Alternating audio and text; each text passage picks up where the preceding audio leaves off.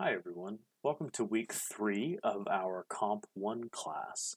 I hope you all are hanging in there. Um, as week 13, we're pretty close to the end at this point. So, try to stay on top of things, try to finish strong. The end is in sight. This week is going to focus on you finalizing your draft of Writing Project 3. For task 13.1, you're going to do the peer review activity for Writing Project 3. This is due by Wednesday at 11:59. And this is going to feel, very similar to the previous peer reviews that we've done. First, you're going to choose whose drafts you would like to read. Early in the week, so hopefully today or tomorrow, you should claim 2 drafts by posting a reply to 2 of your classmates' posts, letting them know that you'll be reading and commenting on their work. Try as much as you can to not claim a draft if 2 other people have already claimed it. Next, you're going to read the 2 drafts that you've claimed, and you should keep the questions below, keep those in mind as you read. When you're finished reading, create a detailed response to the author, giving them praise for what they're doing well and giving them suggestions for improving the areas that need some work. And as I have noted in the past, make sure that your feedback is detailed and in depth. It's okay to point out good things. It's good to praise people's writing, but make sure that you are also providing some constructive criticism as well. Your feedback will not be of much use to anyone if you are not pointing out things that they need to improve on. As you read, keep these questions in mind. And I would recommend really just providing an answer to all of them. It's not technically required for this assignment, but that is a surefire way to get full credit for your peer review is to type up an answer to each of these questions.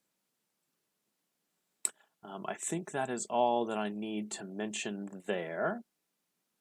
For task 13.2, after you receive that feedback from your peers, and also maybe after you've gone to the Writing Center to get some feedback, another round of feedback on your draft, you're going to revise it. So you should take the feedback that you've received into consideration, think about what works fine and what needs to be changed, and then make sure that it's all polished up and ready to go. 13.A is very similar. You're going to edit your work. Revising focuses more on changing the bigger things, whereas editing looks more at grammar, sentence structure, punctuation, those sorts of things. For task 13.A, I have a video here that focuses on editing for signal phrases. This is our most research-heavy paper, so you'll want to make sure that you're using your signal phrases correctly. For task 13.3b, you should watch this video on how to punctuate citations. Again, this is a research-heavy paper, so you want to make sure that you are citing things correctly, you're integrating your quotes appropriately, you're correctly punctuating your citations. In task 13.4, you're going to do kind of a reflection on your work. I believe, as I've mentioned to you in the past, it's always a good idea to pause and think about your writing. Think about what you've done well, what you need to improve on, what you've learned along the way. That's a really good way to solidify those the ideas that we've been working on, the skills that we've been practicing. So your first question here, what helped you the most in writing Project 3? Number 2, what element of your rhetorical situation or your purpose, your audience, genre, stance, or medium/design, which of those things was the easiest to figure out for writing Project 3? And then what element was the hardest to figure out / to handle, or why? For number 3, how well did you incorporate your own personal experiences, observations, or reflections into writing Project 3? Number 4, did you apply prior learning, either from this course or from another course, into your project?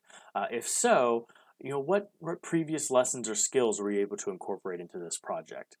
Also, how might you apply what you have learned from this project and this unit to future writing courses or future projects that you're going to do? For number 5, what organizational pattern did you decide to use for your paper and why?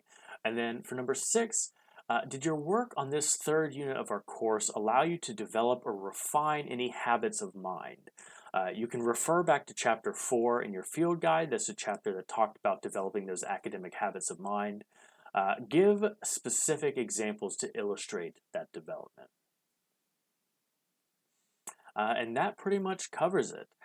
Down here, you will submit your work for week 13. Specifically, you should submit the writing that you did for task 13.4. And then here, you're going to submit your draft for writing project 3. Make sure that you are submitting those things to their appropriate places.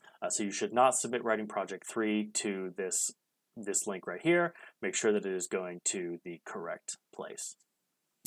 I think that is all that I have for you for now. If you have any questions or anything, feel free to let me know. And I hope that you have if you celebrate Thanksgiving, I hope that you have a good Thanksgiving later this week.